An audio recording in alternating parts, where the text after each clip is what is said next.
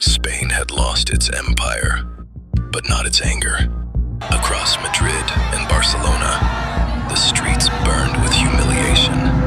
Veterans returned broken, the monarchy trembled, and behind closed doors, revenge was planned. Spanish General Weyler, we do not need colonies, we need dignity, and we shall buy it in blood. German mercenaries were hired, weapons smuggled through the Dutch East Indies, and an invasion force prepared, not for Luzon, but the Visayas. The attack came without mercy. Cebu, Samar, Leyte, the sea itself erupted in fire.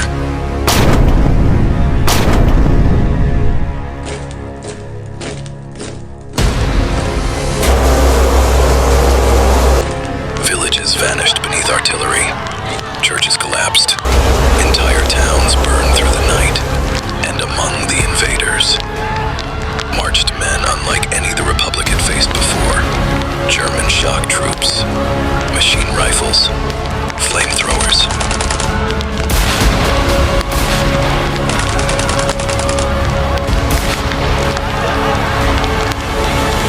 Cebu rebel officers shouting, "They're not trying to conquer us. They're trying to split the islands apart." And for the first time since independence, fear returned to the Republic. In Manila, the War Council gathered once more. The Republic stood at a crossroads. Antonio Luna, intense. Hit now, or lose the middle forever. Apolinario Mabini, our supplies are stretched. Another failure could break us. Silence filled the room. Then, Gregoria de Jesus rose. Gregoria de Jesus, firm. We did not climb the mountain of freedom to watch others burn. And with those words, the Republic chose to fight. Jose Rizal, approve Operation Kidlat. Under the cover of typhoon winds, the Republic sailed south. Fishing boats became warships. Hidden cannons waited beneath wooden decks. And the storm became their shield. From Batangas and Bicol, hundreds of gunboats crossed the dark sea. Above them, new wings entered the war. Gliders of bamboo and Japanese silk. Eyes in the sky. Antonio Luna, commanding. Signal the coast. Light the harbor. And as thunder swallowed the horizon, Operation Kidlat began. For 3 days, Cebu became a furnace. Street against street, blade against rifle, fire against fire. The people fought beside the army. Children carried ammunition. Women treated the wounded. And every alley became a battlefield. Gregoria de Jesus, move the wounded, keep the line together. Even as the city burned, the Republic refused to break. Antonio Luna, battle-worn. We are no longer fighting to prove we exist. We fight to prove we will never disappear.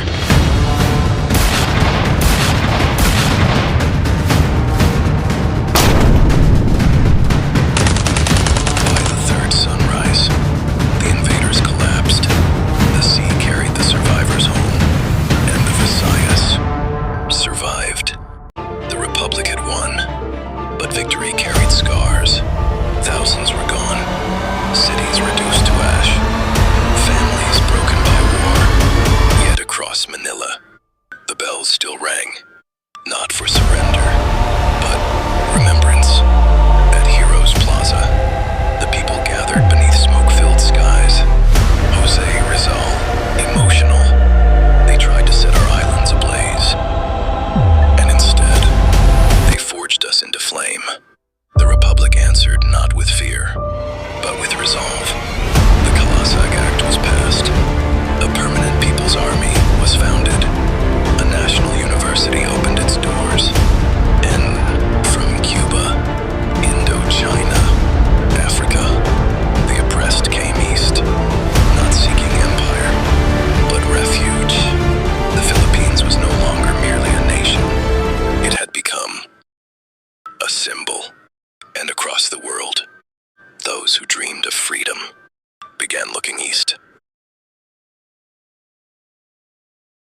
Even after defeat, the empires refused to surrender. If they could not crush the Republic with armies, they would bury it beneath lies.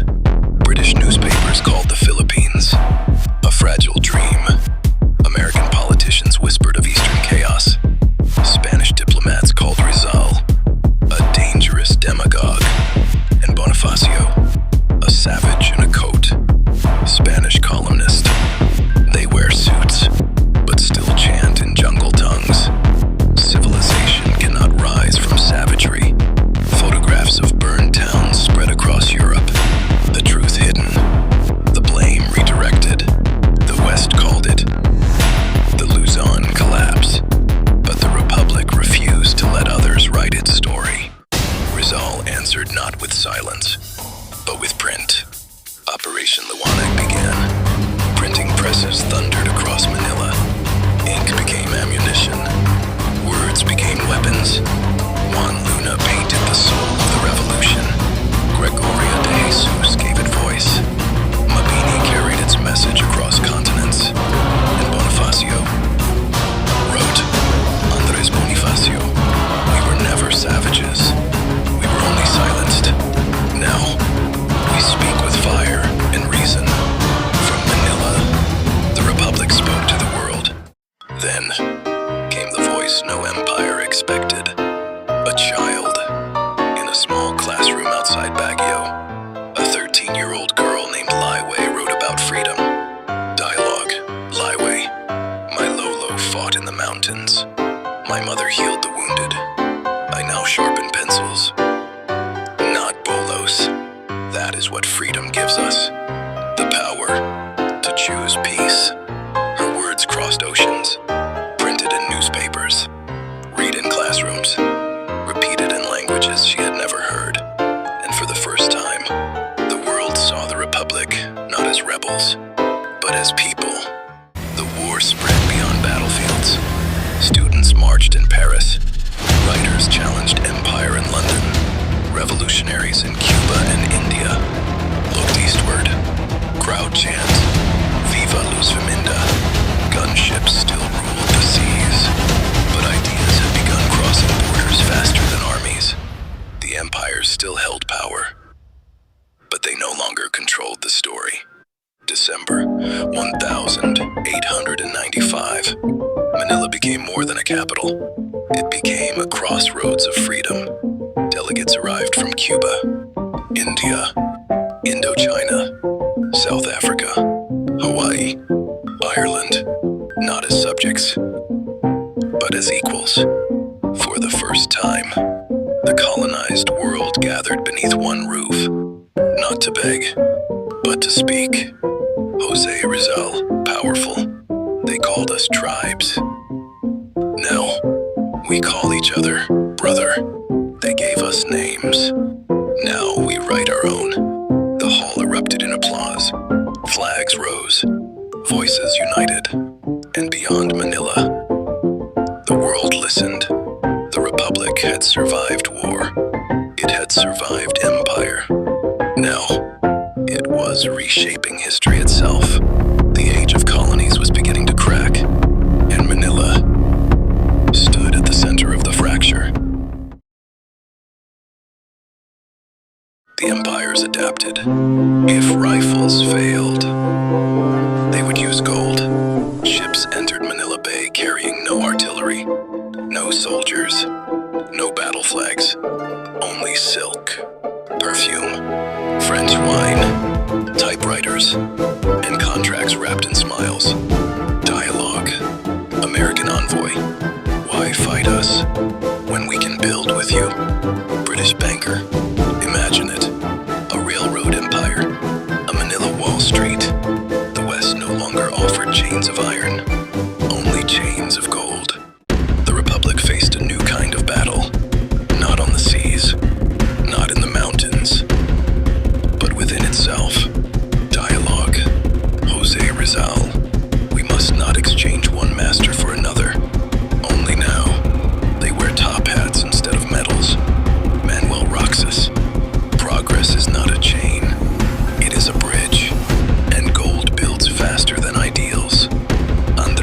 Bonifacio, quietly, and yet, a golden bridge can still become a trapdoor. The assembly divided. Some saw opportunity, others saw surrender. From Tokyo came a warning, a message hidden in code, carried beneath cables and oceans. Dialogue, Osei-san. What they failed to destroy with rifles, they now attempt with ribbons. Remember, the flower can be poisoned too. The loans carried hidden chains, debt clauses, foreign ownership, intervention disguised as partnership. The Republic realized empire had evolved. Modernity arrived, dressed in elegance. Champagne-filled Manila salons. French words filled the air. British fashion replaced Barong Tagalog. And, slowly, the Republic began separating itself by class once again. Dialogue. Katipunan veteran.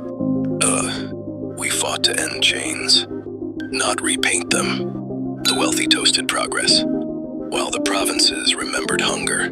The dream of equality was being purchased one glass at a time. The nation waited. Would freedom be defended or negotiated away? Dialogue. Rizal National Address. Jose Rizal.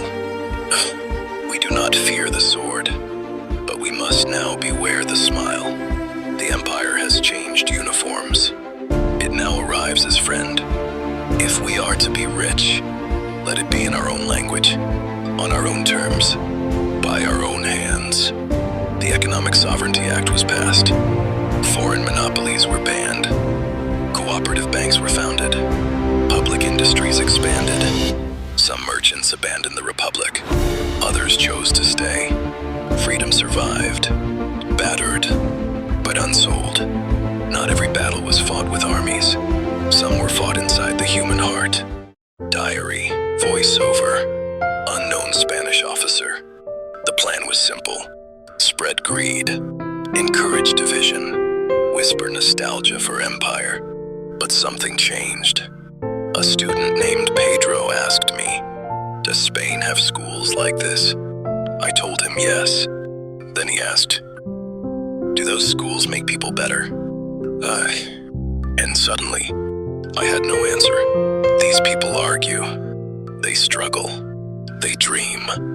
But they believe in something greater than empire. Today, I repaired the classroom chalkboard. Tomorrow, I will teach their history. And perhaps, I will stay. The Republic had defeated armies. It had survived propaganda. Now, it faced the oldest weapon of all, temptation. Because sometimes, the most dangerous chains are the ones wrapped in gold.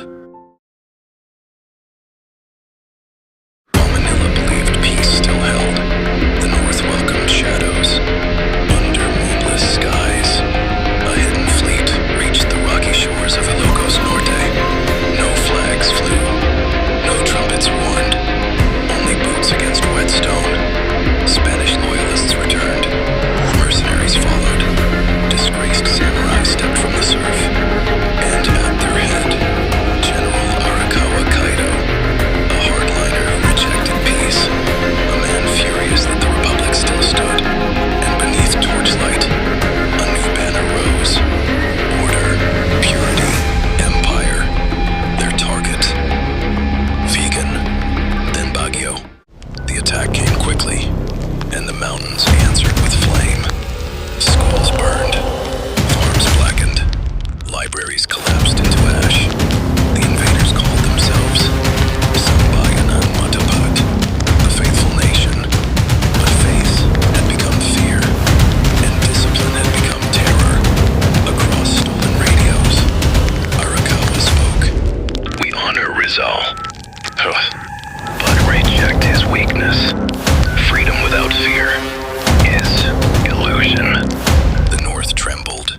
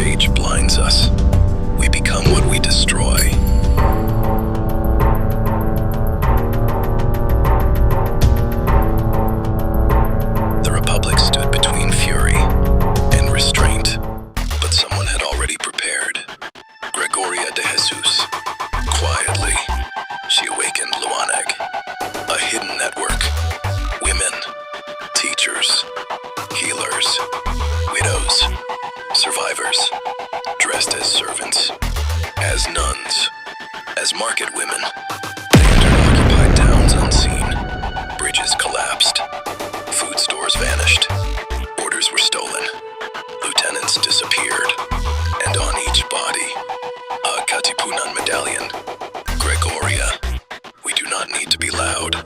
We only need to be everywhere. Then Antonio Luna marched north. This time, war had touched his home. His family estate in La Union burned. So he gathered 1,000 volunteers, farmers, ex-soldiers, mountain fighters. Rain followed them, mud slowed them, hunger weakened them. Still, they climbed. Luna, no retreat, no surrender. If the mountains bury us, they bury free men. Near Benguet, the enemy was trapped. A valley drowned in fog. Ruins of an old monastery. Rain like knives.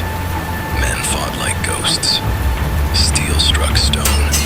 Gunfire vanished in mist. Then, Luna met Arakawa. Dialogue. Arakawa. Huh. You would serve better under Empire. Luna. We serve no gods made of flags. Steel clashed.